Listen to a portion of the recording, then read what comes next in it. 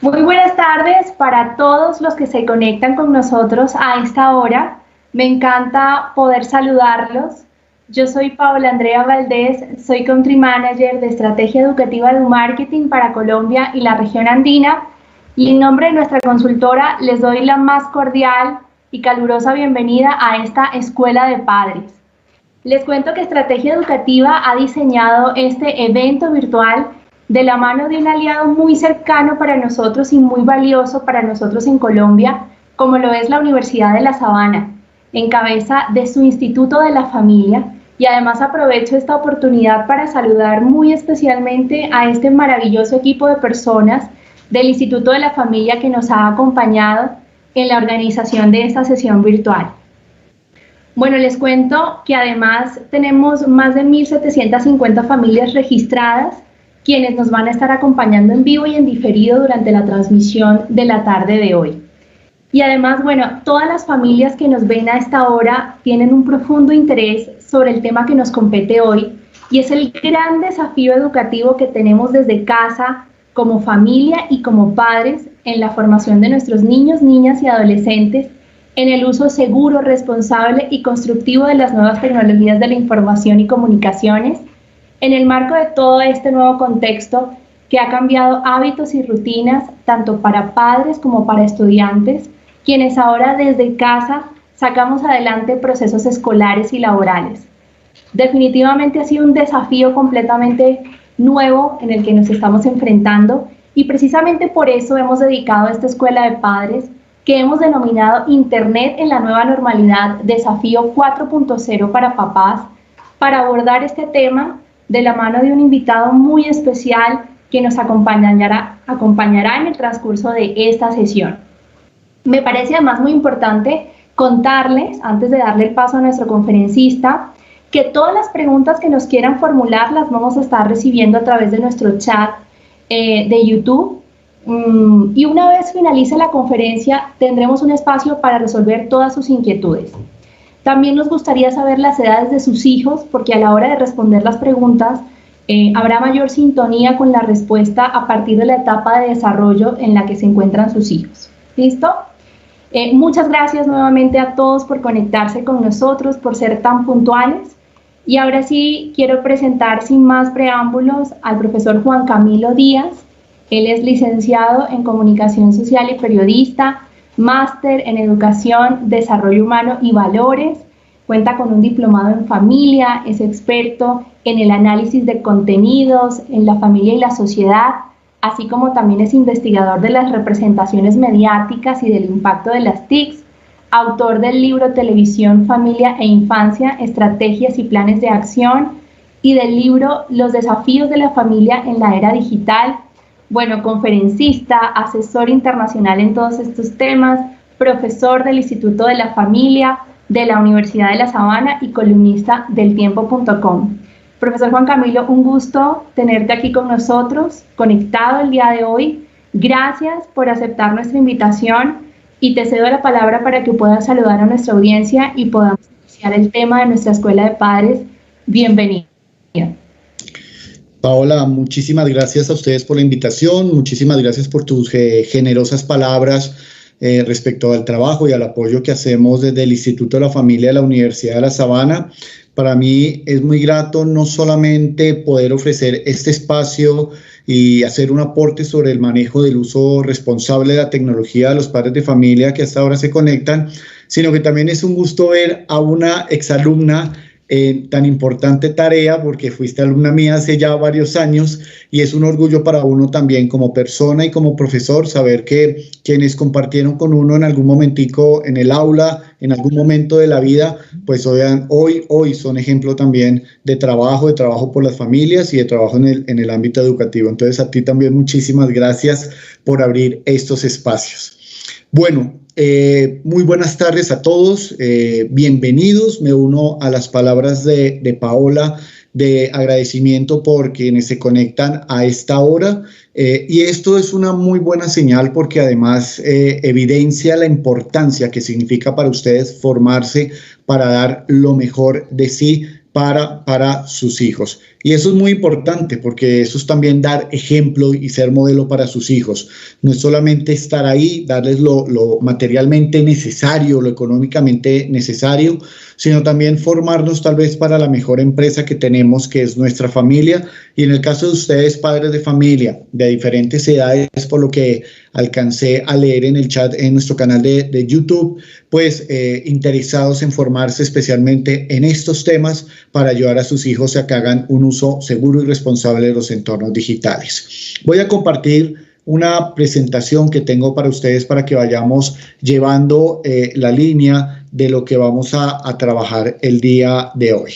¿Me confirma Eliana o Paola si se está viendo, please? Yo creería que sí, ¿cierto? Sí, yo creo que sí. ¿Cierto, Paola, que está viendo? Sí. Sí, señor. Sí, señor, ya la estamos viendo.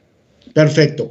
Entonces, bueno, yo siempre comienzo antes de abordar el tema de la influencia y el tema y el trabajo que hay que hacer frente a los medios de comunicación, sean análogos o digitales, que ustedes lo están viendo ahí en cuarto lugar, abajito de la presentación, y es con que debemos tener en cuenta que además de los medios de comunicación, pues todos los seres humanos, especialmente cuando estamos en las edades más tempranas, pues tenemos unos agentes socializadores que tienen una influencia muy, muy, muy fuerte en cada uno de nosotros. Muy rápidamente voy a mencionar los tres primeros que ustedes están viendo allí, porque el resto del tiempo no lo ocuparemos en todo el tema de los ámbitos mediáticos. Ese primer agente socializador, que hoy día no es el primero porque pues, los medios se han arrastrado completamente la tarea de estar acompañando a nuestros hijos, pues ese primer agente socializador y que debería conservar ese lugar es la familia. Y la familia entendida como lo dictan las normas internacionales, los derechos humanos, la misma Organización de las Naciones Unidas, como también lo dice nuestra Constitución Nacional de 1991, la familia es la base, el núcleo de la sociedad. Y si está definida así es porque de alguna manera se entiende desde diferentes frentes, político, jurídico, cultural, económico, social, que la familia cumple un rol fundamental en lo que significa la formación de esa personita que a futuro será un ciudadano que hará parte e interactuará con la sociedad. Entonces, la familia, entendida así como el núcleo de la sociedad, pues también es llamémoslo el agente educador primario y principal de toda persona humana. Yo quiero que se vayan con esa idea muy, muy clara. Nosotros, los padres de familia, somos los educadores naturales, principales y primarios de nuestros hijos. Es decir, tenemos un derecho de educar a nuestros hijos según nuestros principios, según nuestros valores, pero también tenemos el deber de hacer la tarea lo mejor posible. Que nos quedamos cortos porque no tenemos todas las herramientas, totalmente de acuerdo. Que nadie nos enseña a educar a nuestros hijos, también de acuerdo, y por una razón fundamental. Como cada ser humano, cada uno de nosotros es un ser único e inédito en la historia y es totalmente diferente al resto de personas, pues eso hace que la labor educativa de los padres de familia sea, digamos, más compleja, desafiante y que implique muchísimos aspectos. Aspectos sobre los cuales no tenemos ni el conocimiento ni la experiencia. Pero eso también hace bonito el desafío. ¿Y por qué lo hace bonito? Porque si fuéramos un molde en el cual todos seríamos iguales o fuéramos iguales, ¿cuál sería la gracia de que en mi caso, que soy padre de 3 hijos, de tener a Juanita, María Paz y a Juan José? Serían XXX o X1, X2 y X3. Pues no, tengo a Juanita, a María Paz y a Juan José. Cada uno un ser único con sus propias características, con sus virtudes, con sus defectos, así como los tenemos ustedes y nosotros. Entonces, ese rol de la familia como agente natural, primario y principal, educativo de sus hijos, pues hay que cumplirlo a cabalidad, así no conozcamos del tema, incluido el ámbito digital, porque pues no somos expertos en el tema. A veces nos vemos como, para usar un término coloquial, como colgados de qué hacer, y especialmente en estos tiempos no de pandemia, sino que lo que nos ha llevado a perder un poquito el control ha sido el aislamiento, la cuarentena, el encierro, en donde hemos a veces dicho, ¿qué pongo a hacer a mi hijo? O sea, ¿qué lo pongo a hacer? Ya lo puse a bailar, a cantar, lavó la loza, brincó, cortó las matas, ayudó a limpiar el ascensor, hizo de todo. Ahora, ¿qué lo pongo a hacer? Pues vea televisión, juegue en la tableta, juegue Roblox, vaya a Fortnite. Es decir, mientras lo pueda mantener ocupado. Por eso es tan importante que la familia, como escuela invisible, pues también se forme, como se los decía al principio, en todos los ámbitos, incluido el digital, y así cumplir con las tareas asignadas que tenemos como padres de familia.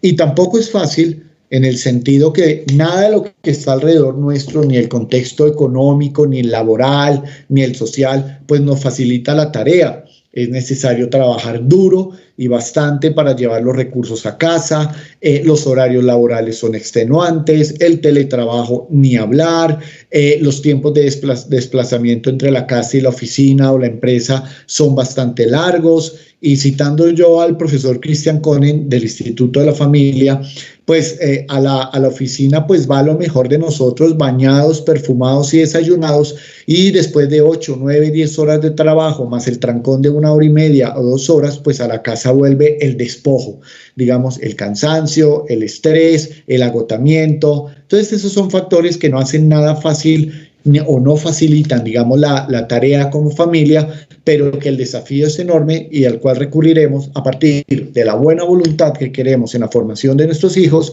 y además de la experiencia de cómo fuimos formados por parte de nuestros padres, en donde tomaremos lo mejor y trataremos de dejar de lado lo que no nos gustó y poner nuestro toque, llamémoslo, personal. Entonces, que no se nos olvide que la familia debe ser, como lo dice el autor y experto en familia español, Tomás Melendo, familia, sé lo que eres y qué es lo que debe ser un agente educativo por excelencia de sus hijos.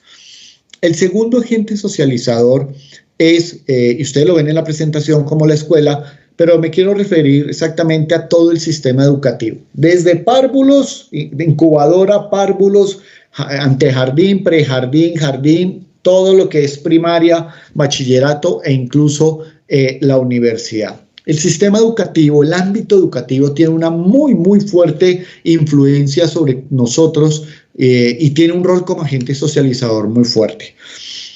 Lastimosamente, la tendencia es que nosotros los padres de familia escogemos el colegio o el jardín o incluso ayudamos a orientar el tema de la universidad para nuestros hijos cuando llegan a ese momento, más basados por el nombre del colegio, por la distancia, porque la cancha de fútbol es sintética, los computadores son Mac, es bilingüe o trilingüe y además tiene unas extracurriculares como golf, como polo, nado sincronizado y una cantidad de cosas.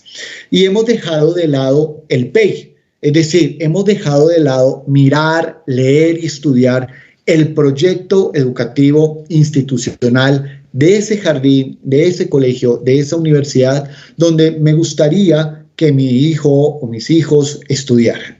Y lo he dejado de lado por llevarme por los otros aspectos, que no significa que no sean importantes. Por supuesto que haya unas buenas instalaciones es importante, que haya un buen nivel de inglés perfecto, que haya alternativas académicas está muy bien, pero el centro, el núcleo, el core, el alma de esa institución se denomina Proyecto Educativo Institucional. Ahí en ese PEI es donde radica los valores, la identidad que el colegio quiere promover dentro de sus aulas, a través de sus profesores, a través de sus directivos, con un modelo educativo. Pero resulta que yo no lo leo, no tengo ni idea y entro en choque con el colegio. ¿Por qué? Porque así como el colegio tiene un PEI, un proyecto educativo institucional, las familias tenemos un proyecto educativo familiar, un PEF. Y en muchas ocasiones nuestro PEF choca con el PEI. ¿Correcto? Porque tal vez nuestro PEF, nuestro proyecto educativo en casa, habla de A y el PEI del colegio habla de Z. Pero nunca nos dimos cuenta porque nunca nos interesamos en eso y ahí entramos en un choque con la institución que no es nada buena y en la mitad queda nuestro hijo o nuestra hija que digamos al final es la que va a tender a irse hacia lo que vive más en el colegio por una razón fundamental. Allá están sus amigos, allá están sus pares, allá están sus profesores y además allá es donde pasa más tiempo. Si hacemos unos cálculos muy por encima, son más de 1.600, 1.700 horas mal contadas que nuestros hijos pasan dentro de lo que es el colegio, en las actividades del colegio. Llámense curriculares o extracurriculares, con sus amigos, con sus profesores, con los directivos. Entonces, aquí lo que nosotros debemos pensar es que el PEI de ese colegio, de esa universidad, apoye y complemente el educativo familiar. No que vaya en contravía, no que sea el opuesto, sea al contrario, ni usurpe nuestra función educativa, sino que complemente y la apoye. Por una razón fundamental, y en esto es un debate que siempre tengo con profesores, con colegas, con amigos de la Facultad de Educación, con académicos, y es que realmente la función del colegio no es educar. La función de un colegio o de una universidad es impartir un conocimiento especializado en unas áreas especializadas y apoyar la labor educativa de la familia. El responsable de la educación son los padres, pero muchos podemos llegar a ver al colegio como el depósito de nuestros niños, donde los dejamos ahí y volvemos en 11 o en 12, si es bachillerato internacional, y yo veré, me entrega un hombre hecho y derecho o una mujer echada para adelante, y me desentiendo totalmente. No. Nosotros educamos, el colegio imparte un conocimiento y nos apoya en la función educativa, pero el colegio no es el responsable de educar a nuestros hijos, somos nosotros. Este tercer agente socializador, que lo acabo también de meter dentro del sistema educativo, pues son los pares y los amigos de nuestros hijos, que también es un agente socializador que es bien complejo, porque no necesariamente el proyecto educativo de esas casas, de esas familias, es afín al nuestro. Con los amigos viene la rumba, el trago, el sexo, las drogas, el juego, bueno, una cantidad de cosas que son, hombre, ojalá no lo fueran, pero esa es la realidad del mundo. Son parte de lo que pueden llegar a enfrentar. No puede, un amigo le puede ofrecer droga, a su hija le pueden ofrecer que se acueste, que tengan relaciones, etc. Entonces, como no es que les vayamos a prohibir tener amigos, porque de eso no se trata, pero sí creo que hay una labor muy fuerte desde casa para el tema de formar y educar en la afectividad, y cito palabras de la profesora Amanda Rodríguez, educar en la afectividad, y dentro de la educación para la afectividad está el tema de la amistad. ¿Qué es un amigo? ¿Qué es diferente a un follower? ¿Qué es diferente a un seguidor en redes sociales? ¿Qué es realmente un amigo? Y esa es una tarea que también, o una lección que desde casa tenemos que fomentar, que debemos trabajar para que nuestros hijos el día de mañana escojan buenos amigos, tengan buenos amigos, sean además buenos amigos y entiendan que el tiempo, la confianza, la lealtad, la aceptación, pues hacen parte de eso. Y que hay cosas que no se negocian dentro de lo que yo soy como persona, por mucho que yo quiera ser parte de un grupo social. Y como lo menciono en mi libro de los desafíos de la familia en la era digital, a manera de recordar, la familia es la educadora natural del ser humano en todos los ámbitos, incluido el digital. No porque usted venga a la era de la máquina de escribir, pues usted ya se desentendió del tema, ¿no? Todos tenemos una tarea que cumplir ahí. Si nosotros como familia no cumplimos nuestra función educativa, otros lo harán. Otros lo van a hacer. MTV, Los Gavilanes, algunas series en Netflix, Candela, Vibra, etc. Entonces, pues recuperemos nuestro rol, asumamos lo que nos corresponde y como agente principal socializador de nuestros hijos debemos hacer desde casa como padres de familia y en familia. Ahora bien, agotada esta primera parte relacionada con los agentes socializadores y ese recorderis que a mí me gusta siempre tener en cuenta de saber que somos nosotros los padres de familia los responsables de asuntos. Por eso se llama escuela de padres y no escuela de colegios ni escuela de maestros, de padres. El colegio, sus colegios están apoyando la función educativa de ustedes a través de una escuela de padres. Entonces, Ya entrado en el tema de lo que tiene que ver con los medios de comunicación, acá hay que tener en cuenta dos aspectos. Lo primero es que hoy día estamos hiperconectados, permanentemente conectados a algún dispositivo a través de una red móvil o una red de Wi-Fi, permanentemente conectados, pero eso no significa que estemos en permanente comunicación. Es decir, podemos estar hiperconectados y cada vez más incomunicados. Y un buen ejemplo es la imagen que ustedes están viendo que acompaña esto de la cultura de la hiperconexión y la incomunicación.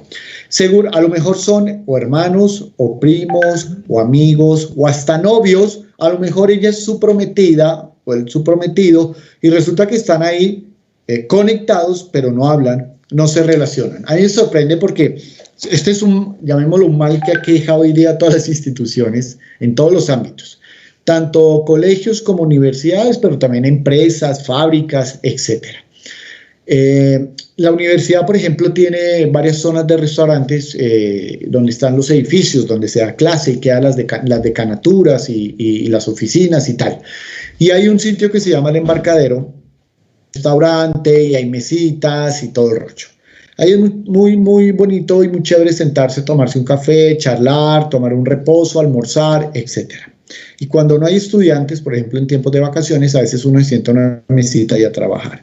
Y a veces sorprende ver cómo se sientan 4 o 5 estudiantes y duran media hora, 35 minutos ahí, cada uno comiéndose su croissant o su café, mirando su celular, intercambiándose con el celular información, pero no hablan entre ellos. O sea, no hablan. Y al final, como lo vi alguna vez, se levantan y dicen, listo, tenemos clase, vamos, uy, la pasamos chévere, ¿no? Pero uno se queda pensando pasarlo chévere sin ni siquiera hablar o no compartieron, se intercambiaron mensajes, información, memes, publicaciones, fotos, etcétera, pero no hablaron entre ellos. Y atención que eso también puede pasar en la empresa donde usted sale a almorzar o salía a almorzar con sus compañeros de trabajo o cuando está en una reunión, incluso cuando está en una reunión a través de una plataforma como Teams, Zoom o Meet, alguien le está hablando en la pantalla y uno puede estar mirando el celular. Entonces, esto también quitémoslo desde la perspectiva de que estos asuntos solo les suceden a niños y adolescentes que son una generación perdida y que a los adultos tenemos un manejo excelente y súper adecuado de este tema. Nada que ver, nada de eso es real. A veces existe como una tecnofobia y una mirada demasiado, y es un término del profesor Francisco Alvarelo, que es el director del doctorado en comunicación de la Austral de Argentina, una visión adultocéntrica, adultocentralizada de todo esto, más basado en la desinformación que en el conocimiento mismo de cómo todo esto funciona y en donde los padres a veces no somos buen modelo en el manejo de todo esto para nuestros hijos, niños y adolescentes. Y aquí ya me remito al profesor Mark, quien trabajó la teoría de los nativos y los inmigrantes digitales. Es una lástima que a veces uno con estos estudios, por muy avanzados que sean y muy prácticos para este tipo de reuniones, pues no nos podamos encontrar porque aquí a mí me gusta mucho ver las manos alzadas cuando hago las siguientes preguntas. Perdón. Por ejemplo, si alguno de ustedes vio televisión a blanco y negro, usted es un inmigrante digital. Ya ahorita voy a explicar por qué. Si usted además de eso fue el control remoto de su casa, más inmigrante digital, ¿para dónde? Y si además de eso hizo sus trabajos del colegio o incluso de la universidad, como alcancé a hacerlo yo, en máquina de escribir, en donde el control al suprimir era sacar la hoja, arrugarla y botarla. Ese era el control al suprimir de la época. Hablo de finales de los años 80, principios de los 90. Pues usted es claramente un inmigrante digital. ¿Por qué? Prensky dividió al mundo en dos, nativos e inmigrantes. ¿Quiénes somos los inmigrantes y por qué lo hablo incluyéndome? Porque yo soy modelo 74 y yo vi televisión a blanco y negro, fui el control remoto, jugué telebolito, jugué Atari, tuve un Super Nintendo, jugué con, ¿cómo se llamaban esos tractores? Eran unos tractores y camiones de una marca Tonka, se llamaban esos juguetes, Tonka, que eran camioncitos y cosas de eso. Toda aquella generación de seres humanos que nacimos de los años 90 hacia atrás, que venimos de un mundo análogo, monocromático, monotemático y totalmente unidireccional, es decir, donde yo simplemente era un receptor pasivo de los medios. Prensky me denominó o nos denomina inmigrantes digitales. ¿Por qué el término inmigrantes digitales? Por una razón fundamental, porque tuvimos que pasar de ese mundo que les acabo de describir al mundo al cual estamos hoy día. De un momento a otro pasamos del televisor con una cola atrás inmensa y un puntico blanco de tubos catódicos a las pantallas que tenemos smart hoy día. Pasamos del teléfono fijo al beeper, ¿se acuerdan del beeper? Al celular y a la tecnología que vemos hoy día. Nos tuvimos que adaptar de la máquina de escribir al computador, pasando por el disquete 3/4 a los computadores y tabletas que tenemos hoy día. Por eso, dice Prensky, quienes somos inmigrantes digitales, hablamos de las tecnologías, siempre nos referimos como las nuevas tecnologías. ¿Por qué? Por una razón fundamental. Pues para nosotros todo es absolutamente.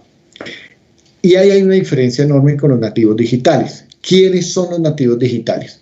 Toda la generación, dice Prensky, de seres humanos vienen naciendo, creciendo y desarrollándose que nacieron de los años 90 hacia acá, que nacen, crecen y desarrollan un ambiente digital, multitemático, multicromático y totalmente bidireccional, es decir, donde ya no son consumidores o receptores pasivos, sino que, en palabras del profesor Octavio Islas del Tecnológico de Monterrey, son la generación de prosumidores. ¿Qué significa eso? Productores de contenidos y consumidores de contenidos. Producen contenidos en línea para que otros lo consuman y consumen los contenidos en línea que otros produjeron. Y ahí hay una diferencia enorme, porque para estos pelados, para estos chinos y estas chinas, las nuevas tecnologías no existen. Todo es simplemente tecnología, nada es nuevo. Todo lo que conocen es avance, o lo que ven es el avance de lo que ya conocen, de lo que ya existe. Entonces, ahí hay una diferencia entre nativos e inmigrantes digitales. Ahora bien, el chip o el mito del chip tecnológico. Bueno, acá hay un tema que bien vale la pena abordar. Tanto ustedes como yo seguramente alguna vez hemos escuchado o hemos mencionado que hoy los niños vienen con un chip tecnológico y hablamos asombrados de que es que mire eso cómo manipula el celular, que mire eso cómo desbloquea la tableta, mire eso cómo descarga un programa, etcétera, etcétera. Entonces, nada de eso es cierto. ¿Qué es lo que sucede? No es que los niños vengan con un chip. Lo que sucede es que desde muy pequeños, desde que nacen, para que estén callados, ocupados, no se entrometan, no vayan a cometer una imprudencia, ¿qué les estamos dando a los niños desde que nacen? Les estamos dando estos aparatos. Tómelo, juegue, manténgase callado, quieto, inmóvil, no diga absolutamente nada. Entonces, lo que pasa es que desde muy pequeños comienza una relación muy fuerte de ellos con estos dispositivos. Si yo pudiera revisar los dispositivos de cada uno de ustedes ahora, seguro podría llegar a encontrar una aplicación, al menos una aplicación que usted tiene dirigido en caso de emergencia, cuando necesito que su niño, que su niña necesita que se quede quieto, que se quede callado. Entonces no es que tengan un chip, es más, la edad promedio en la cual están comenzando o aparecen los seres humanos en Facebook es a los 3 meses de gestación, la primera ecografía. Y de ahí en adelante viene todo un registro en línea de las siguientes ecografías: cuando nace, cuando sale de la clínica, cuando llega a casa, cuando se le cae el ombligo, su primera cita al pediatra, su primer baño, su primer diente, etcétera, etcétera. Entonces, a lo mejor estamos siendo testigos de la primera generación de seres humanos cuya vida está totalmente documentada en Internet. Entonces, queda muy claro que hay una diferencia enorme entre los nativos y los inmigrantes digitales y que el chip tecnológico no es más que un mito. Es simplemente que nosotros mismos, como padres de familia, les estamos entregando estos temas. Ahora bien, vamos con el primer bloque de medios, Internet y las redes sociales. Yo insisto en un tema muy importante. La tecnología no es ni buena ni mala, es neutra. ¿Por qué? Porque todo depende del uso que cada uno le dé. Yo la puedo utilizar para cosas muy positivas o la puedo utilizar para cosas no tan positivas. Entonces, por eso, de aquí en adelante lo que vamos a ver es tanto beneficios como riesgos, ¿vale? Oportunidades y riesgos de todas estas plataformas. Comencemos con Internet y las redes sociales. Sería uno muy ciego, muy obtuso, negacionista, no reconocer los beneficios que Internet y las redes sociales nos han traído. Primero, un acceso ilimitado a la información. Es decir, hoy tenemos todo lo que queramos saber. ¿Cuál es el desafío? El desafío es formar para aprender a seleccionar buenos contenidos. Es decir, yo puedo encontrar muchísima información, pero no necesariamente toda es útil, toda es aprovechable. Entonces, ese es un primer gran reto. Acceso a información. Ahí está el beneficio, pero diferenciar la buena información de la mala información y especialmente la información que es falsa, que en los últimos años pues es un tema que se ha, digamos, potenciado muchísimo desafortunadamente. También Internet y las redes sociales son unos medios muy democráticos por una razón fundamental. Primero, todos podemos participar en ellas, con nuestros puntos de vista, con nuestras opiniones, etcétera. Pero también son muy democráticas porque el uso, la interfaz, el diseño, las utilidades que tiene, por ejemplo, una red como Facebook, una plataforma como Facebook o como Instagram, pues es igual para absolutamente todos. La que usa Falcao es el mismo Facebook que nosotros usamos, el que usa el Instagram que usa... Bueno, EPA Colombia es el mismo que usamos nosotros, exactamente el mismo. No existe un Facebook Plus, no existe un Instagram VIP, no existe un Twitter más, no, nada de eso. Son absolutamente democráticos desde ese punto de vista, que además nos permiten participar, interactuar, comunicarnos, conocer y además de eso generar conocimiento. Sin embargo, hay unos riesgos. Y estos riesgos vienen asociados no a las plataformas, sino a personas que se aprovechan de las plataformas para eso. Perdón, un segundo. ¿Qué riesgos existen? Por ejemplo, todo el tema de la pornografía infantil en línea. Este es un tema súper delicado. En Colombia, desde el año 2011 a cierre de junio 30 de este año, se habían bloqueado más de 18.000 sitios web de pornografía infantil en nuestro país. InHope, que es una ONG holandesa que agrupa portales de denuncia de temas de pornografía infantil en línea, afirma que existen más de 300 millones, que probablemente existen más de 300 millones de sitios web de pornografía infantil en línea. Y esto se agrava, 300 millones de sitios web, y esto se agrava cuando la misma UNICEF indica que 1 de cada 3 usuarios de Internet en el mundo es un niño menor de 13 años, perdón.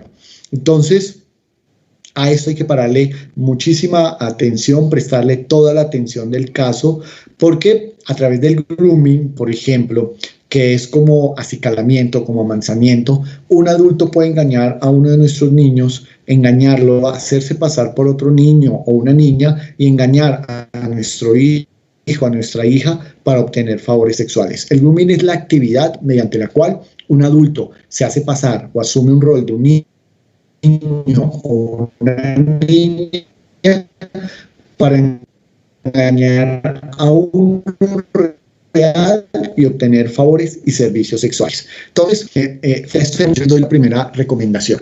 Y este es un tema que hay que trabajar en casa, esto se debe trabajar en familia, unidos, en decisiones unidas y respaldar.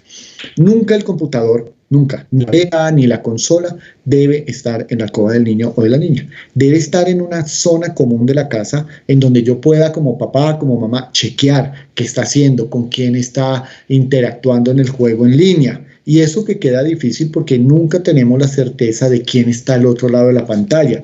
Puede decir que se llama Pablito y que tiene 8 años. ¿Quién me garantiza que es Pablito y que tiene 8 años y que vive cerca además? Entonces, por lo menos una medida de control, de filtro, de supervisión, es que el computador, la tableta, el videojuego, los videojuegos, la consola estén fuera de la alcoba de los niños y estén en un sitio común. Que mi hijo no está de acuerdo. Bueno, pues gracias por tu aporte, valiosa tu sugerencia, pero pues tenemos la responsabilidad de educar a nuestros hijos con normas, ojo, y esa parte se me olvidó. Las normas hacen parte de nuestra función educativa. Nadie está traumatizado porque le hayan puesto normas. Las normas no coartan la libertad. Las normas ayudan a organizar el ejercicio responsable de la libertad. Las normas no traumatizan a nadie. A mí mi papá me compraba un balón de fútbol, esos de cuero, y me ponía normas. No juega con los zapatos del colegio. No juega dentro de la casa. No me golpea las paredes, y 2, no juega cerca a un vidrio o un espejo. Y yo no estoy traumatizado, pues, y estoy en ayuda terapéutica porque apenas veo un balón de fútbol me dan ganas de patear un balón para desahogar un trauma de infancia. No, eso no sucede.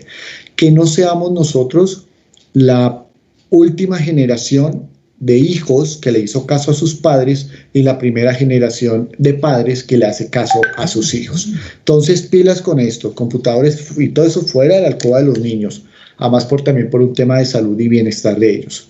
El sexting, que es el cuarto riesgo que les coloco acá, es sexual texting, texto de contenido sexual, que es la forma como hoy los novios de edades como 13, 14 años es como la prueba de amor, ¿no? Ya no es ni la fidelidad, ni el abrazo, ni el beso, ni el dedicarse tiempo, sino pececito, hola, escribe él. Ella contesta, le dice, dime, ¿tú me quieres? Por supuesto, demuéstramelo. Y la forma de mostrárselo es enviándole una foto desnuda, provocativa, semidesnuda, etc. Alguien, como alguna vez me lo dijo un padre de familia, me dijo, profe, pero eso hace parte de la intimidad de mi hija. Bueno, todos se voltearon como a mirar como la respuesta o el argumento, y efectivamente, digamos, le hallo toda la razón, es parte de la intimidad de la hija del Señor, pero que a ella no se le olvide y al resto no se nos olvide que en el momento en que la foto sale vía WhatsApp o vía correo del celular de la niña a donde el peladito, a donde el novio, ya no es privado, ya no es íntimo, porque esa foto que es íntima está en el celular de otra persona. Ahora, si terminan, y además terminan peleados, que eso no se quieren ver ni en pintura, ¿qué puede llegar a pasar con esa foto? ¿A dónde puede ir a parar esa foto? Es que Julito me juró que le iba a borrar. ¿Cumplirá? Porque casos hay así, muchísimos, miles de extorsión y acoso con fotos que en algún momento hacían parte de la intimidad de la pareja. Y atención, aquí la culpa no es ni de WhatsApp, ni de la resolución de la cámara, no. Aquí es que debemos formar en carácter, en personalidad. Si a ti tu novio te pide una foto de esas como prueba de amor, hay algo que queda claro. Él está probando que no te quiere, porque si no, no te pediría una imagen de esas. Y por último, tenemos el ciberacoso, que es todo este matoneo, todo este ciberbullying que se hace a través de las redes sociales, que incluso es mucho más severo, mucho más dañino, porque se vuelve viral y causa muchísima afectación en la persona. Hay otros riesgos como la dependencia a estos plataformas, sedentarismo, obesidad, malas posturas. Los contenidos pues hoy son sexo, violencia, drogas, más sexo, violencia, drogas. Se genera una confusión entre la realidad y la ficción, o sea, no se distingue bien lo que es cierto de lo que no, y además pues se genera también muchísima mala competencia, inercia física, emocional, etc. Entonces, antes de que sus hijos naveguen en internet y para que, digamos, lo tengamos súper claro, hay tres elementos que debemos tener en cuenta nosotros antes de publicar algo en Internet y que debemos enseñarle a nuestros hijos? Primero, que una vez publicamos algo en Internet es de carácter universal, es decir, cualquiera de los más de 4.500 millones de usuarios de Internet en el mundo pueden llegar a ver la publicación. Que una vez yo lo publico, y ese es el punto 2, pierdo el control de la información. ¿Por qué? Porque la gente la puede compartir, la gente la puede guardar, puede almacenar la foto, etc. Entonces yo ya pierdo el control de la información. Y por último, y es el número 3, y es que una vez publico es imborrable. ¿Por qué? Porque como yo ya tengo la información ahí, ya la publiqué y otros la almacenaron y otros la pudieron compartir, pues esa información queda en varios lugares, no solamente donde yo la publiqué, y ahí donde esa publicación se hace prácticamente imborrable. Muy bien. Viene el tema de los videojuegos. Quiero que me confirmen, ¿se está viendo la presentación? Sí, señor. Sí. Bien. Es que pensé que tenía de pronto algún problema con el tema. Muy bien. Entonces, voy a revisar acá, presentando. Sí, acá estoy. Entonces, ahora el tema de los videojuegos. Bueno, acá está la imagen de Pac-Man, que era el que jugábamos muchos cuando pequeños. Pero hoy pues esto ha cambiado totalmente. Hoy los videojuegos son mucho más realistas, los videojuegos son mucho más, tienen unas narrativas mucho más atractivas, adictivas, llamémoslo de alguna manera. Entonces, si bien los videojuegos nos presentan desafíos, algunos nos llevan a trabajo mental e incluso algunos con tecnología de movimiento nos pueden llevar a tener alguna destreza física, pues también el mal manejo de la competencia, la poca tolerancia a la frustración, a perder, la inercia física y emocional y hasta la inactividad social, pues son varios de los riesgos que se llevan cuando no se maneja adecuadamente el tema de los videojuegos en casa. Entonces, lo primero que debemos hacer es aprender a conocer cómo se clasifican los videojuegos. ¿Y por qué debemos aprender eso? Porque debemos comprarle, regalarle, permitirle a nuestros hijos que jueguen videojuegos que sean aptos para su edad, como las películas. Hay películas que son aptas según la edad. Entonces, de acuerdo con la Entertainment Software Rating Board, que es el organismo internacional que clasifica los videojuegos para todo el mundo, pues existen videojuegos que van desde la primera infancia, la early childhood, hasta solo adultos. Entonces, aquí la pregunta es, si existe una clasificación, si existe un organismo internacional que clasifica los videojuegos, teniendo en cuenta contenido, temática, vocabulario, escenas, finalidad, etcétera, ¿por qué compramos o les damos a nuestros hijos videojuegos y nuestro hijo tiene 8 años en donde tiene que matar, asesinar, mutilar, abusar, robar, golpear para ganar puntos, como el famoso Grand Theft Auto, que es espectacular visualmente? Sí. Auditivamente es una maravilla, de acuerdo, pero es el juego apto, es el juego recomendado para un niño de 8 años, de 7 años, tal vez no. Y alguien me puede decir, no, pero es que eso no pasa nada, es un videojuego. Bueno, primero, existe demasiada evidencia científica que habla del impacto psicológico y emocional que tiene la repetición y la exposición permanente por horas que sufren niños y adolescentes su exposición a juegos violentos. Y alguna de las repercusiones es su insensibilidad, su pérdida de empatía por el dolor ajeno, ¿correcto? Lo segundo, y no es tan científico, sino más bien como, llamémoslo, vivencial. De acuerdo, es un videojuego, pero entonces llevemos al niño o a la niña de 7 años a ver una película pornográfica. Al final de cuentas, pues es una película, ¿qué va a pasar? Es una película, no pasa absolutamente nada. Entonces, así como no hago eso en la vida real, de llevar a un niño pequeño, ni siquiera llevaría uno al hijo adulto a ver una película pornográfica, porque sí les vamos a colocar videojuegos que claramente por su clasificación no son aptos para esas edades.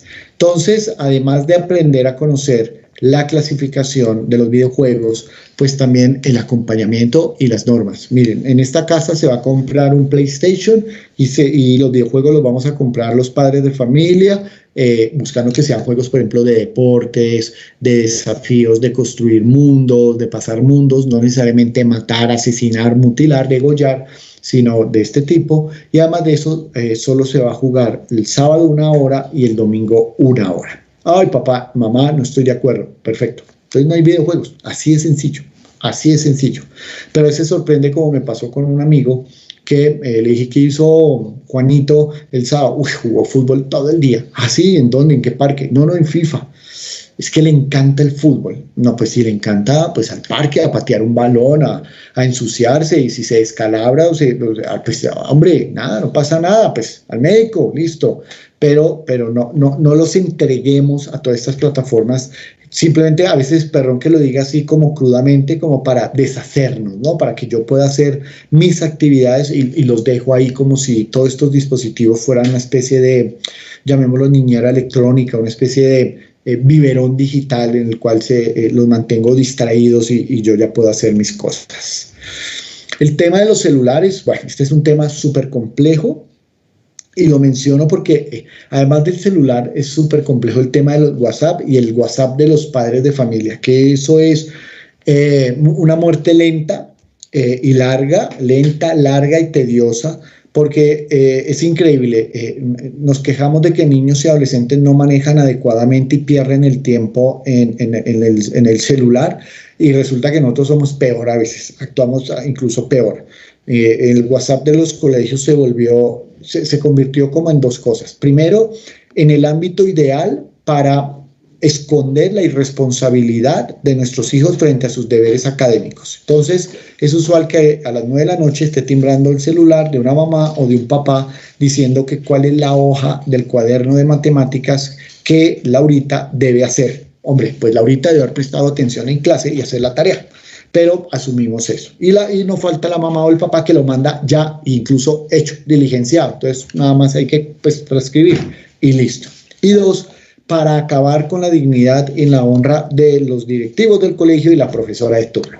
Entonces, miren que nosotros, estoy generalizando, ¿no? Miren que nosotros a veces también hacemos un mal uso de estas plataformas y no encontramos también el uso adecuado y el uso respetuoso para este tipo de herramientas.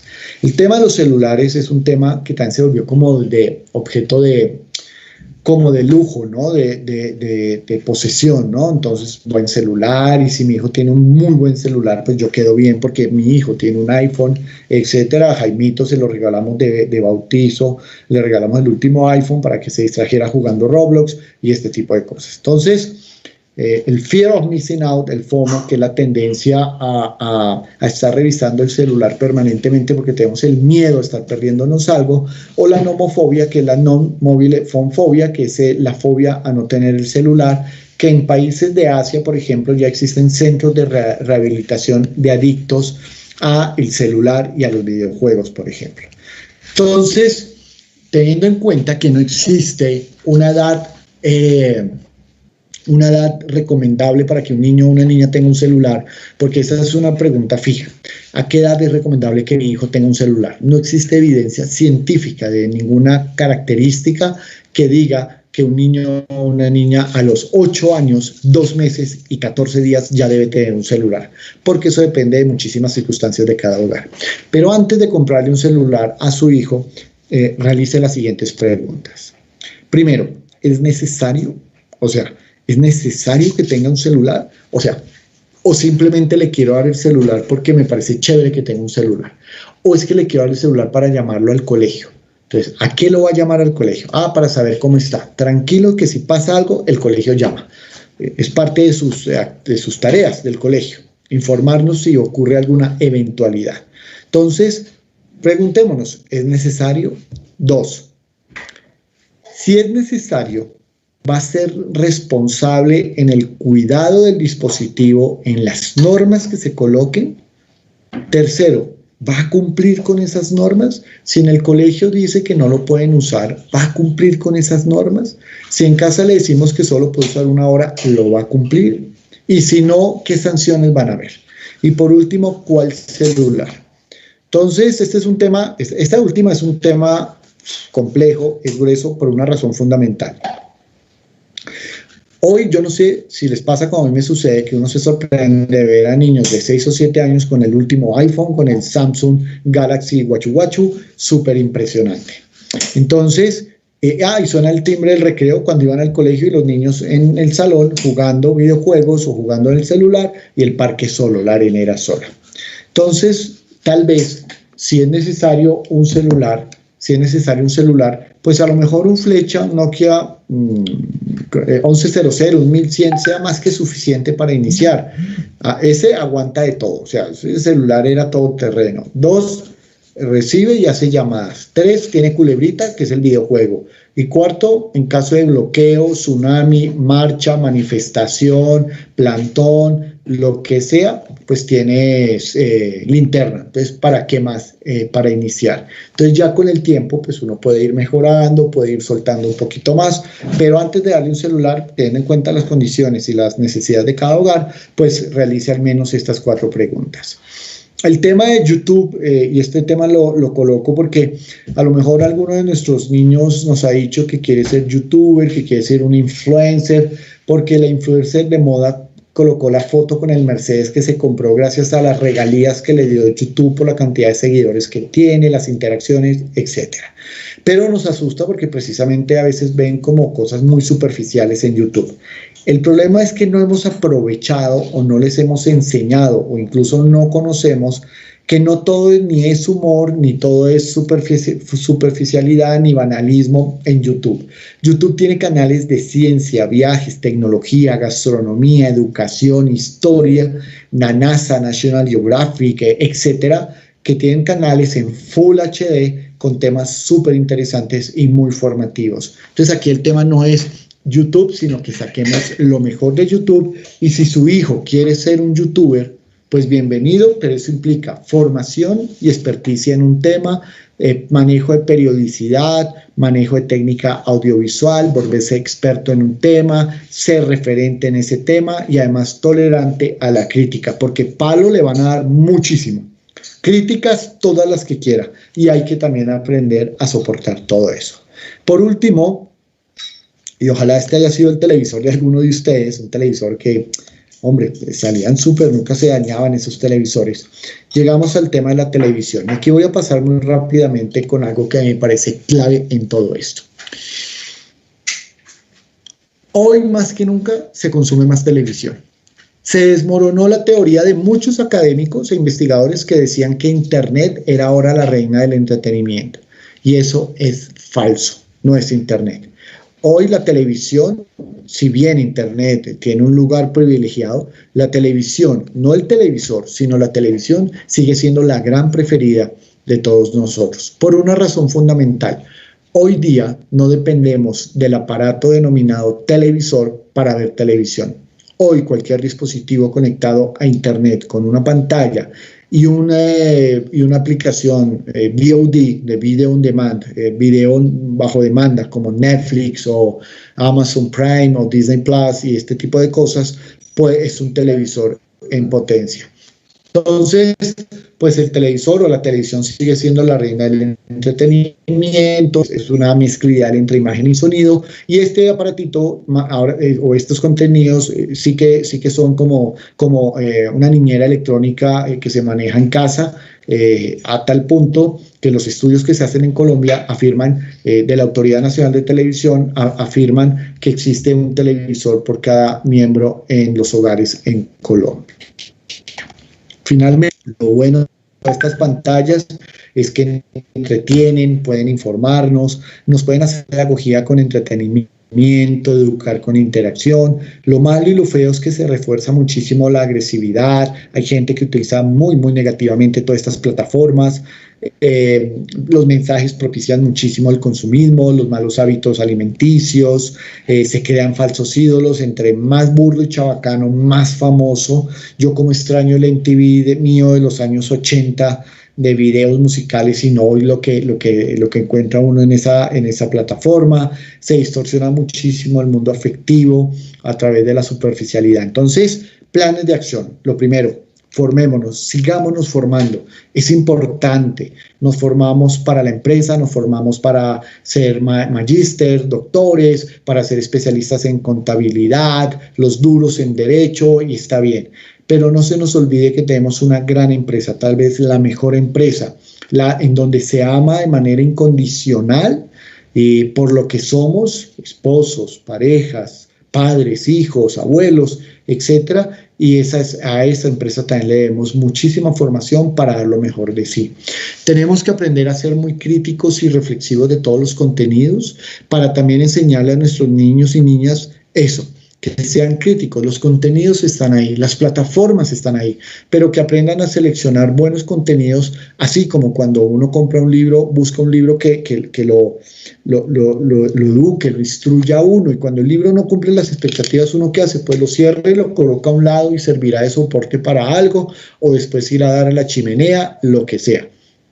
Pero pues debemos enseñarles también a ser muy críticos. Siempre va a ser mejor enseñar que prohibir. Lo prohibido se vuelve mucho más apetecido, entonces es mucho mejor enseñar, dar buenas razones y buenos argumentos. Recordar que las pantallas no son neutras, detrás de cada pantalla hay una intención, hay una necesidad, un objetivo. Entonces, pues, no pensemos que todo lo que sucede ahí es porque sí. Recuperemos los tiempos en familia, los tiempos en casa. Yo sé que en esos tiempos hemos pasado más tiempo con nuestros seres queridos, pero aprovechémoslo muchísimo más y sacando tiempos fuera de conexión. Yo sé que todos vamos a decir que es que nuestro trabajo es muy importante, que soy fundamental en la oficina, que sin mí la universidad no sobrevive, etcétera. Pero ¿qué pasa si por tarde a las 8:30, 9 de la noche, pues uno desconecta ese plan de Wi-Fi, ese plan de datos y se dedica por lo menos a leerle un libro a los hijos, a pasar tiempo con ellos, a estar con su esposa, su esposo, su pareja, preguntarle cómo fue hoy en las 28,000 reuniones que tuvo? Dígale usted a su esposo: Jorge, 30 años juntos. Oiga, usted me cae bien, Jorge, usted es un buen tipo, usted es chévere, gracias. Oiga, Patricia, la quiero, hermana. Es decir, volver a comer juntos, ver una peli juntos. Hay que recuperar esos tiempos. Tengamos en cuenta que las pantallas no son las niñeras de nuestros hijos, la tarea es de nosotros. Nadie, ni la mejor niñera del mundo, ni la más formada, ni la PhD en niñerismo, pues va a poder hacer la tarea como la podemos hacer nosotros. Formar a nuestros hijos para que más adelante aprendamos a respetar sus decisiones y sus gustos, y ese es un paso al costado que en algún momento tenemos que aprender a dar y debemos tomar. Y este es un trabajo conjunto. ¿Y esto qué significa? Si usted vive con su pareja o con su esposo o su esposa, pues que esto sea un trabajo único, que las determinaciones se tomen en unidad. Puede que usted no esté de acuerdo al principio, convérselo aparte, pero no delante de los niños, delante de ellos, unidad.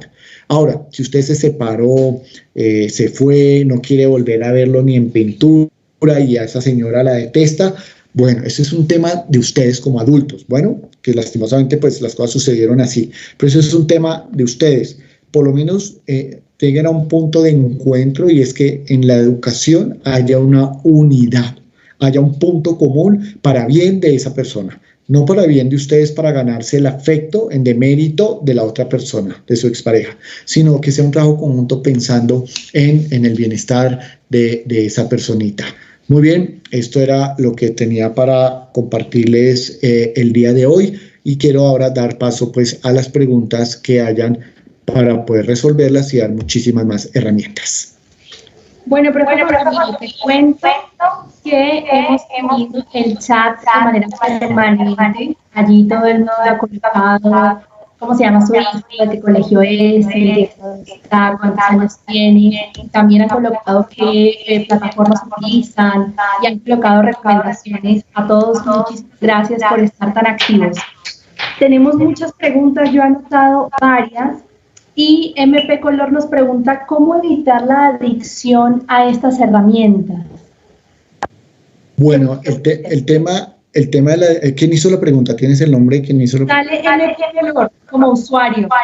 Bueno, Bien, bueno, muchísimas gracias por la pregunta. Lo primero que le quisiera mencionar es que para evitar una adicción es las normas y la regulación en el tiempo. ¿Eso qué significa? Que la única forma en que se puede generar una adicción es porque hay un uso desmedido e incontrolado de alguna cosa. Llámese el cigarrillo, llámese un estupefaciente, llámese el juego, a tal punto que con los videojuegos existe la ludopatía. La ludopatía aplica para el juego de máquina, de tragamonedas, como para los videojuegos, la ludopatía. Entonces yo lo que le sugiero, lo que le recomiendo es primero las normas, los tiempos de uso. Si ustedes permiten que los niños, sus hijos, jueguen 8 y 10 horas diarias y que el fin de semana no salgan al parque, no miren por una ventana, no lean un libro, no toquen un instrumento, no pinten, no hagan algo, así sea rayar las paredes, como obra de arte, sino estar pegados a una consola de videojuegos, por ejemplo, pues lo que estoy haciendo es abriendo todo el panorama para que genere una adicción, porque allí encuentran satisfacción, calman la ansiedad. Además de eso, pues crean o recrean mundos que para ellos son imposibles de hacer en la vida real, etcétera. Entonces, yo lo que les sugiero es normas y especialmente regulación en los tiempos de uso. Cuando usted o ustedes ya noten que se pone irascible porque se le dice que no juegue más, porque se le prohíbe jugar, cuando se levanta y lo primero que hace es prender, por ejemplo, el Xbox, o come acelerado, almuerza rápido porque quiere irse a jugar, o deja de estar con sus amigos del conjunto, del colegio, por estar en el videojuego o algo, ahí ya hay una situación que hay que llevar a un especialista como un psicólogo para ayuda profesional. Perfecto, profe Juan Camilo, tenemos más preguntas. Joana Moreno nos dice, bueno, y toda este interés en las pantallas hace que nuestros hijos sufran de insomnio. Sí, ese es un fenómeno que se llama vamping, como vampirear. Ese es un fenómeno que se ha desarrollado producto de que no existen las normas, no existe la regulación de los tiempos. Entonces, niños y adolescentes pasan hasta altas horas de la noche, 1 o 2 de la mañana, revisando Facebook, posteando algo en Instagram, mirando un video en YouTube y este tipo de cosas, por lo que esto viene a alterar hábitos alimenticios, hábitos académicos, hábitos de sueño, etc. Este es un fenómeno que se conoce así como vamping, como vampireando, ¿correcto?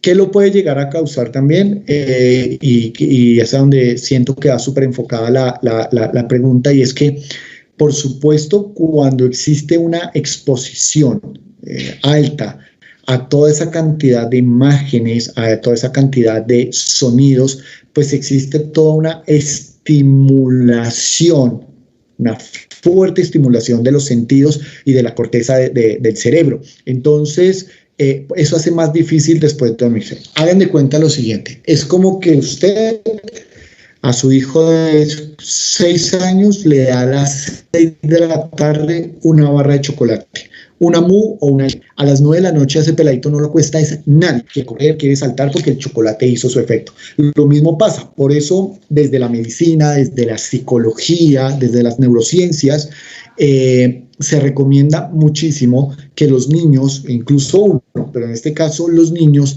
no vean televisión, no jueguen videojuegos, no tengan contacto con pantallas hasta 1 hora antes de acostarse, para que el cerebro y el cuerpo y los sentidos puedan relajarse y puedan descansar y se les facilite dormirse. Entonces, pues ese es un tema. Qué bueno que 1 hora antes se apagara todo y se pusiera a leer algo o de pronto a pintar algo que relaje el cerebro, relaje los sentidos. Y más ahora, ojo, con el tema de las clases virtuales, mucho más ahora, porque ahora hay otro frente que genera demasiada excitación visual y sonora y cerebral, como son pues estar en Zoom, en todas estas plataformas donde ahora se hacen las clases, CISO, y todas estas plataformas donde se hacen clases que implican estar conectados frente a una pantalla, viendo al profesor, viendo un video, viendo algo. Entonces hoy sí que debemos reducir muchísimo más los tiempos en pantallas.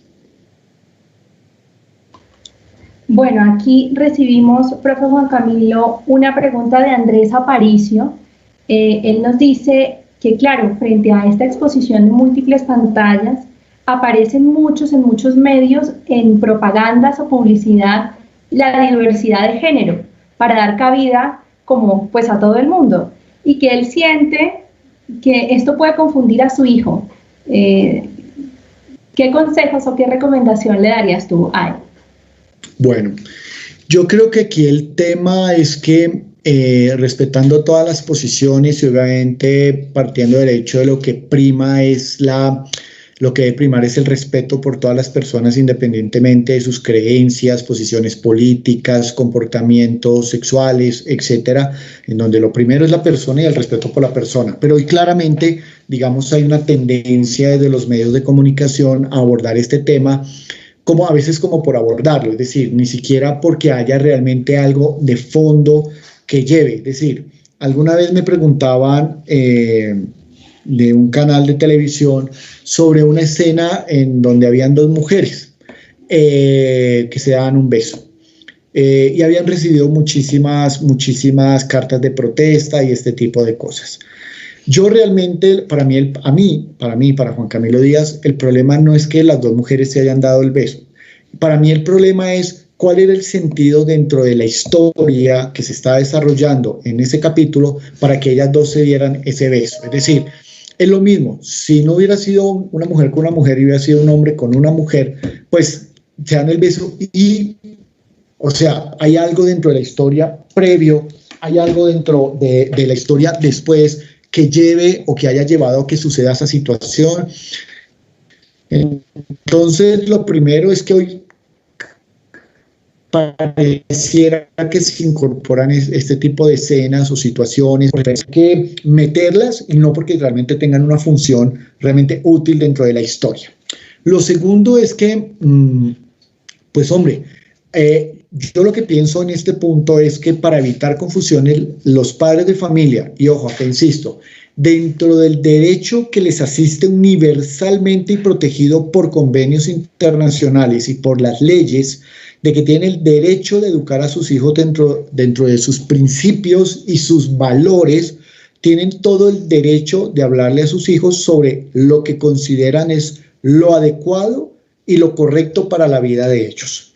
Eso es lo que tienen que hacer ustedes en casa sin ningún temor a que hay escenas donde presentan unas cosas, bueno, pues que ya tenga el criterio y desde casa se le dijo, pues que de pronto por ahí no era el tema.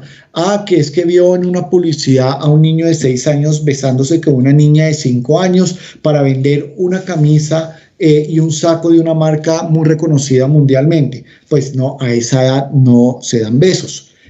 Más adelante en tu vida llegará el momento. Entonces yo creo que las cosas hay que hablarlas en casa dentro de los valores y principios que maneje cada hogar. Seguramente quienes manejen otro tipo de pensamiento lo harán dentro de sus principios y sus valores, pero pues hoy es muy difícil confiarse porque no es solo en programas de adultos, en los dibujos animados, en las series para niños, pues el tema está en el día a día y pues hay que trabajar pues para entender que primero el respeto por la persona, por la dignidad de la persona humana, independientemente de lo que haga, pero si dentro de sus principios y sus valores está en que hay cosas que no está de acuerdo, pues usted tiene el derecho a transmitírselo a sus hijos. Ya el día de mañana ellos tomarán decisiones, tomarán posiciones al respecto, pero que nunca sea por omisión que dejemos de abordar un tema.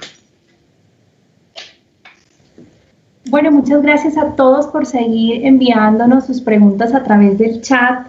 El aula al homeschooling, porque lo que estamos haciendo hoy día no es homeschooling, es como lo dijo, bueno, se me va el nombre, una profesora de la Facultad de Educación de la Universidad de La Sabana, lo que tenemos en este momento es educación remota de emergencia. Eso es lo que estamos viviendo hoy día. Entonces, lo primero es que sería de parte de nosotros un poco injusto darle juguete a las instituciones educativas porque, ¿cómo así que montaron esto? Esto no funciona porque de un día para otro, es que esto fue de un día para otro.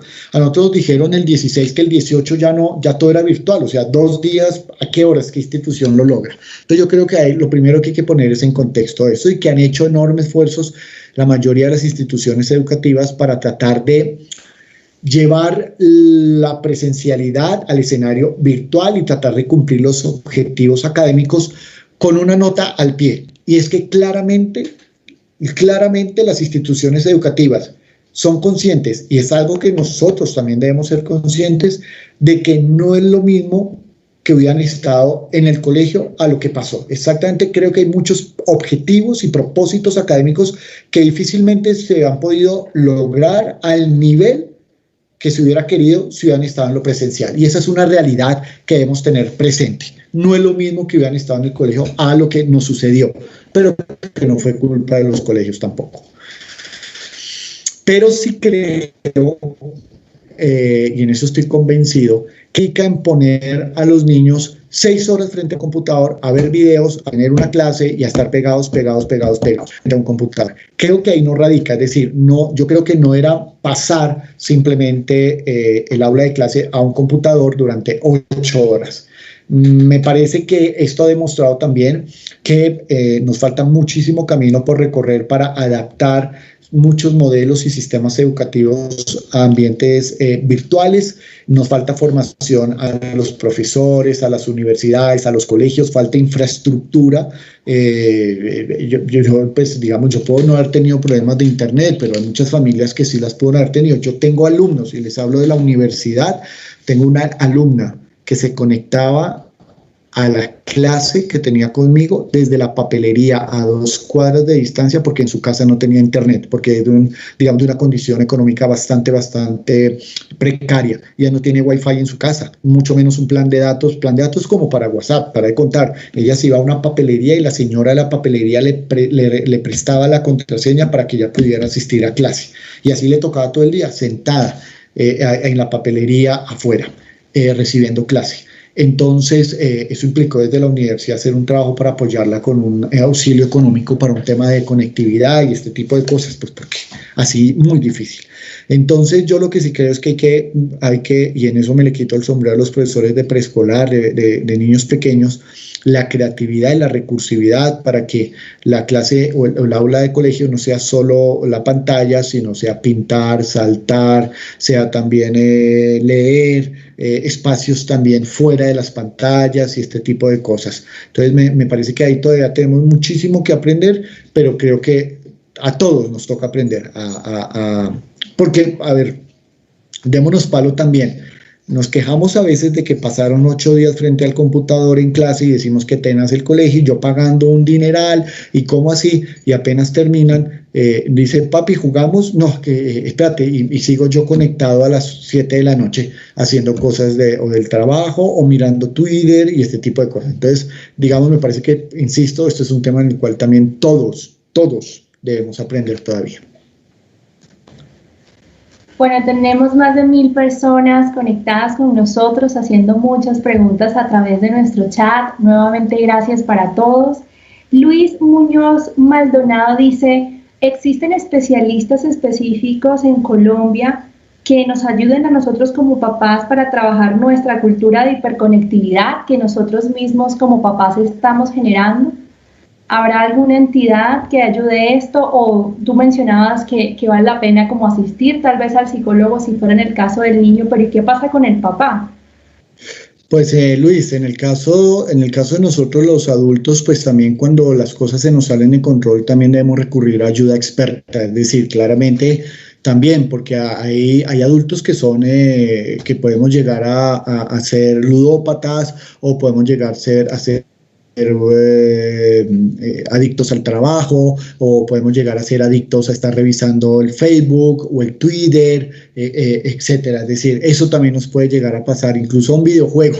También hay adultos, yo conozco también adultos que no juegan, no van al almuerzo familiar, no voltean a mirar a su esposa, no le dicen nada a sus hijos, se van ellos a almorzar a algún lado y se quedan en la casa jugando FIFA con otros amigos en línea. Entonces, así la ayuda profesional no es solamente para niños y adolescentes, es también para nosotros, con un agravante, Luis, y es que el mejor maestro es el ejemplo.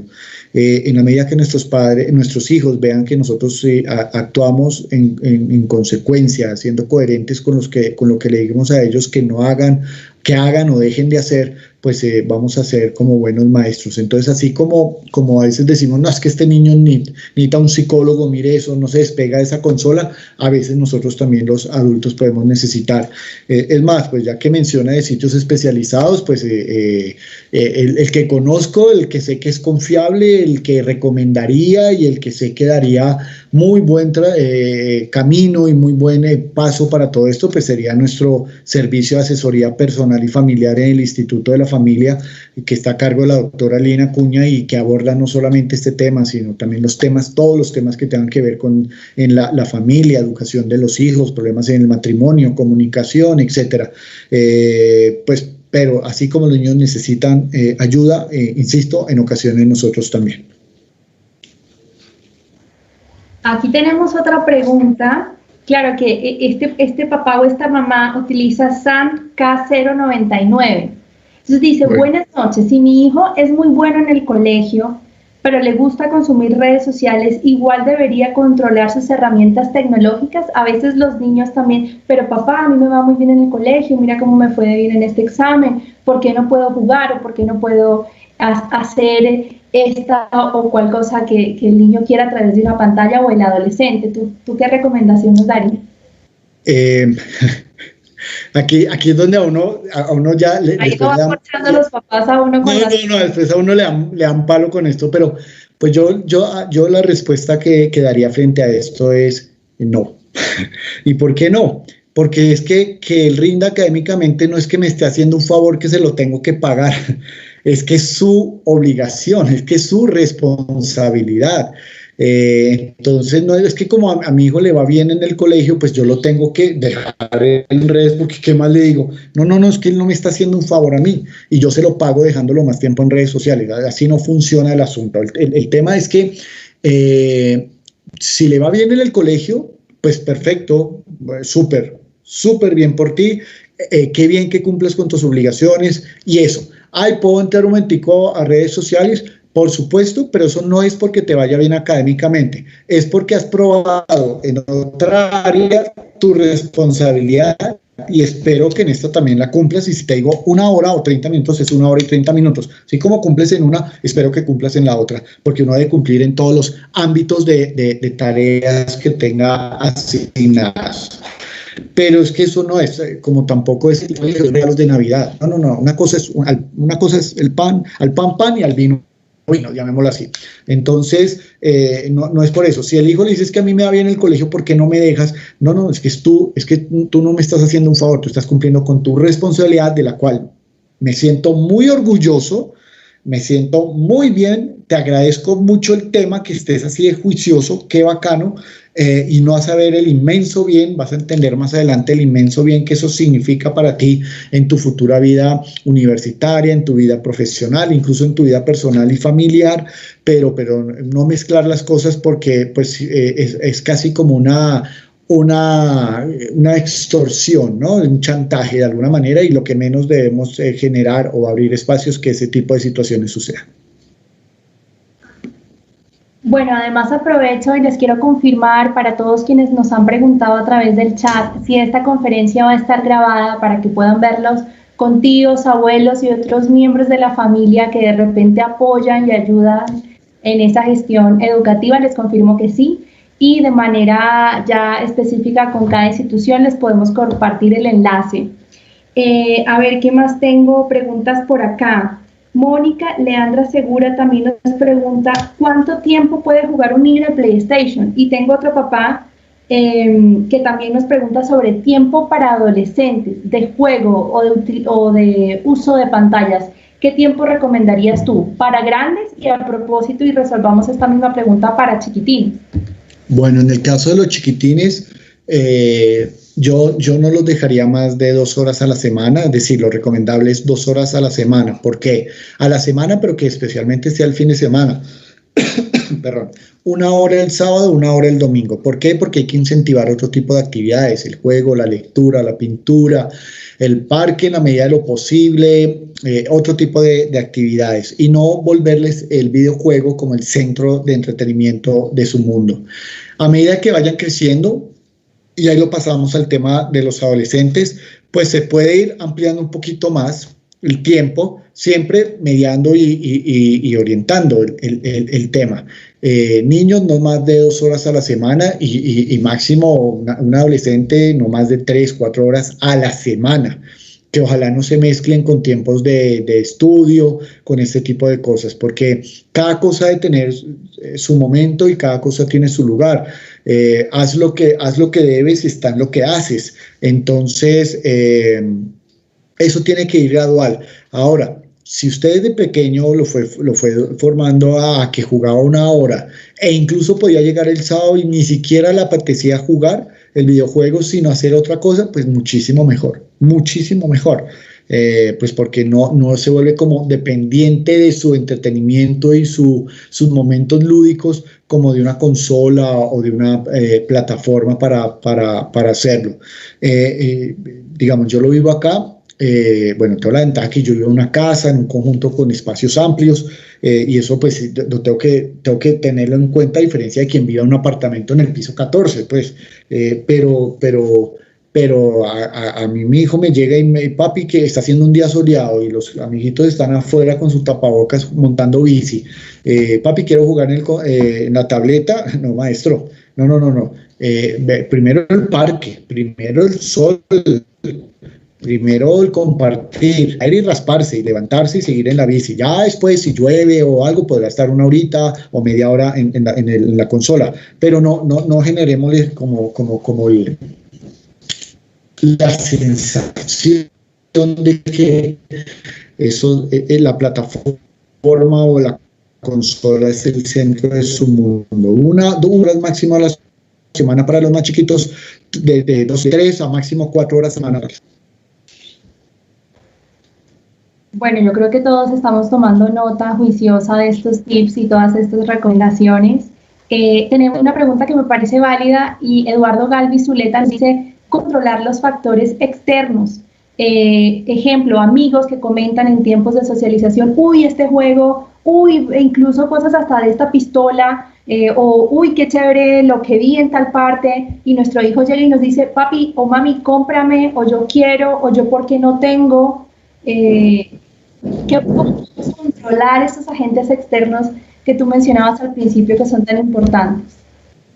Bueno, aquí lo primero es que es un tema muy complejo porque lo decía Aristóteles, somos seres sociales y sociables por naturaleza, siempre vamos a buscar integrarnos, hacer parte de un grupo, etc. Entonces, siempre va a haber esa tendencia.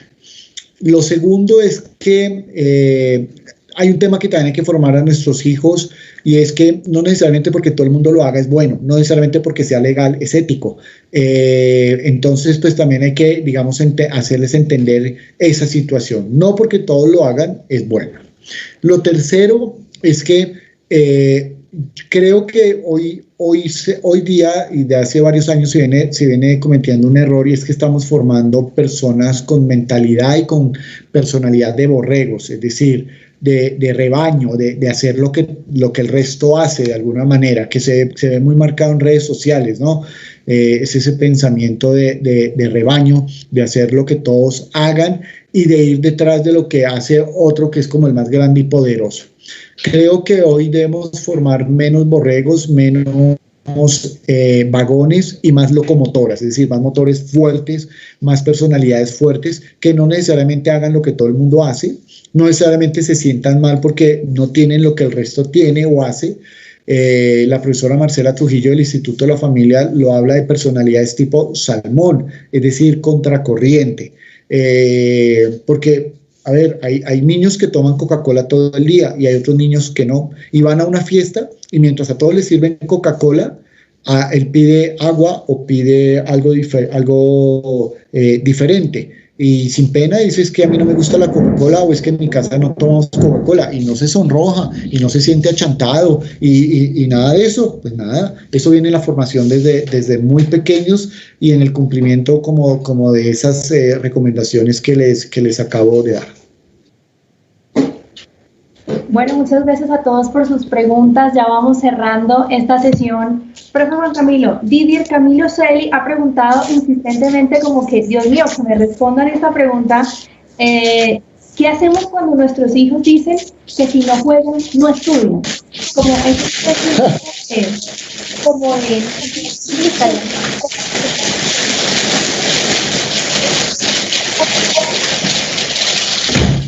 vamos ahí, entramos a negociar con nuestros hijos o no, esto es así y no hay otra opción. ¿Tú qué recomendación nos darías a los? Pues que no se da el chantaje, entrecomillado, de que si no juega no estudia, porque claramente ahí hay un problema. Y ahí hay un problema que si no se logra controlar se necesitaría ayuda. Porque que haya llegado, no sé la edad del niño o de la niña, pero si llega a un punto en el cual dice que si no lo dejan jugar, entonces no estudia, pues ya tenemos un problema serio, un problema complejo. Entonces mi primera recomendación es no ceder, marcar la línea y decir no es que aquí no, digamos, esto no es que aquí juego o estudio, sino estudias y podrás jugar, digamos, de alguna manera. Entonces me parece que no debe ceder frente al tema. Sí le sugiero que hable con el hijo o con la hija y le pregunte por qué esa situación, indague un poquito cuáles han sido los hábitos de juego o algo que ha tenido que haya podido llevar como a esa situación. Y una vez indagado esto, de haber dialogado con su hijo, haber llegado también como a un acuerdo. Ojo, cuando hablo de acuerdo no es lo que el niño quiera, es que se deje claro.